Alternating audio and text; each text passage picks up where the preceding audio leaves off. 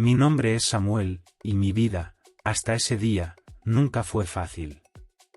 Crecer en un barrio humilde, sin padre y con una madre que trabajaba horas interminables para mantenernos a mis 3 hermanas menores y a mí, me enseñó desde pequeño que la vida no regala nada. No recuerdo mucho de mi padre, pues él falleció cuando yo era apenas un niño. Un accidente lo arrebató de nuestras vidas, y desde entonces, mi madre, Sara, tuvo que hacerse cargo de todo. Ella trabajaba como limpiadora en un hotel del centro de la ciudad, un empleo duro que la mantenía lejos de casa la mayor parte del día. Y aunque trabajaba sin descanso, nunca había suficiente dinero para cubrir todas nuestras necesidades. Lucía, la mayor de mis hermanas, tenía 10 años. Luego venían Sofía, con 8, y la pequeña Laura, que aún era una niña de 5 años. Siendo el mayor, sentía que mi responsabilidad era cuidar de ellas, aunque a menudo ni yo mismo sabía cómo. Cada mañana, antes de ir a la escuela, me aseguraba de que ellas tuvieran algo para desayunar, aunque a veces eso significaba que yo me quedara sin nada. Después, las ayudaba a vestirse y las preparaba para el día. Cuando llegaba la tarde y mi madre aún no volvía, me encargaba de las tareas en casa y me aseguraba de que mis hermanas se hicieran la tarea. En mi tiempo libre, cuando no había nada para hacer y mi estómago comenzaba a vaciarse de hambre, solía ir a las calles a pedir algo de dinero. No era fácil, y en ocasiones me sentía avergonzado, pero en casa nadie podía comer si no lo hacía. Una de las paradas más frecuentes era una cafetería cerca de la escuela, regentada por un hombre amable llamado Ramírez. No era un restaurante lujoso, pero tenía el aire cálido y sencillo de esos lugares que te hacen sentir cómodo.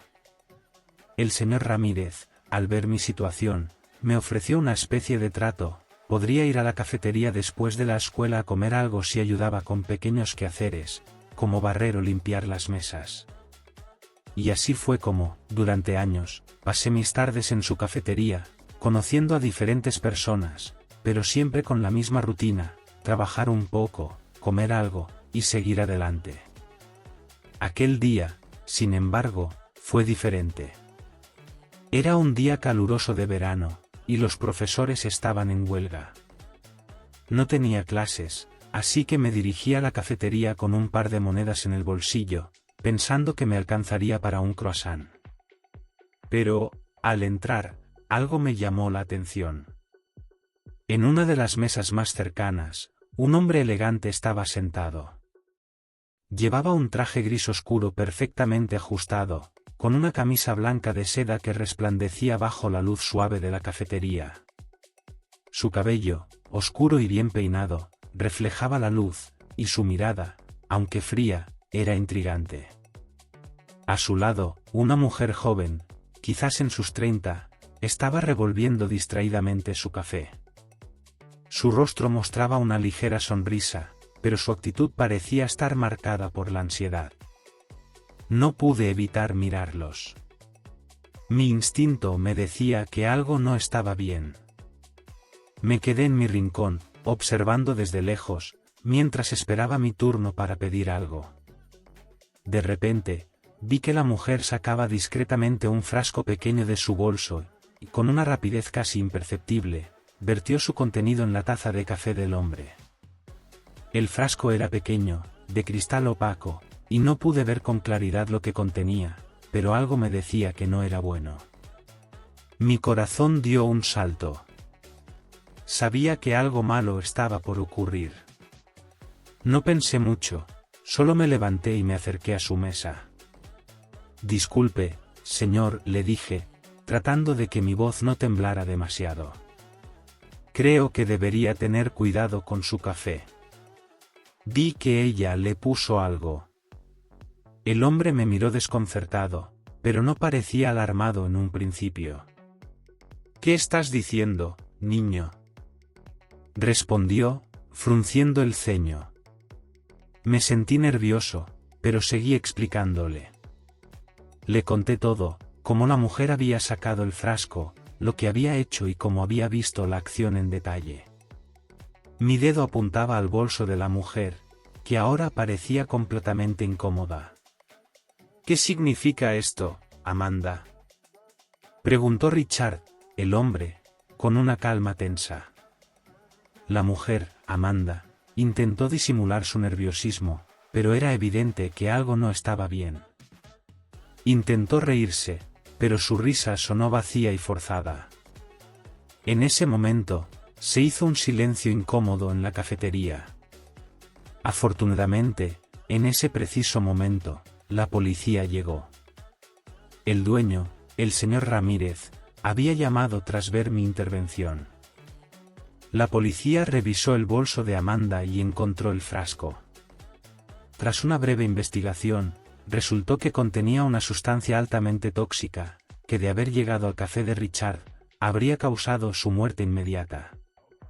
El caso se volvió viral.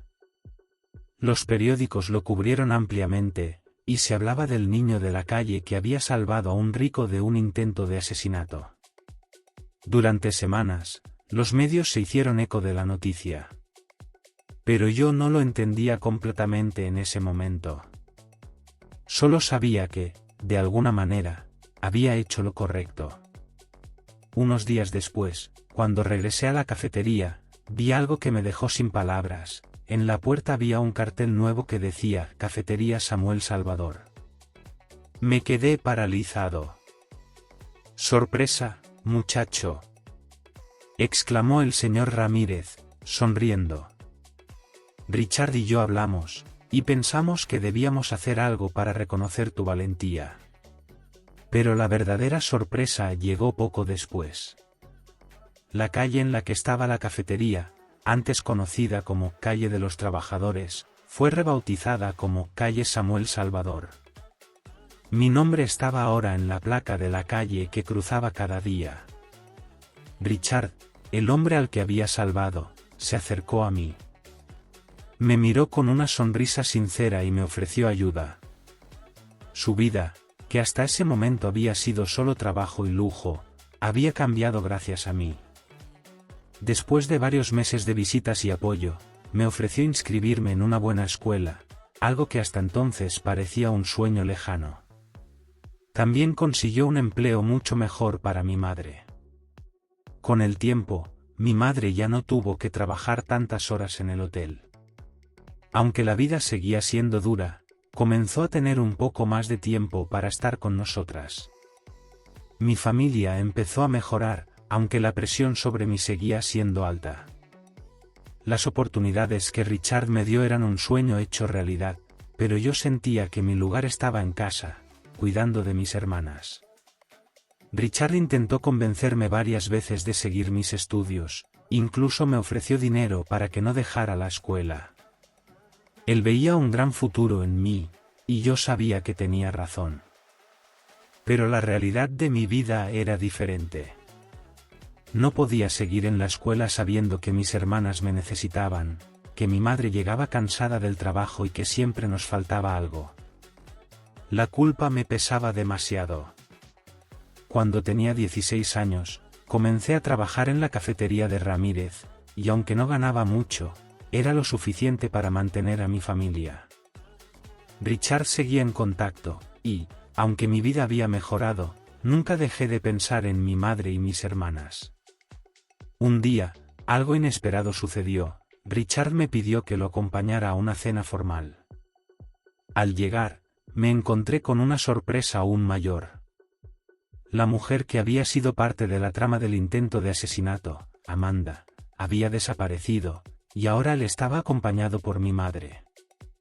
Estaban juntos.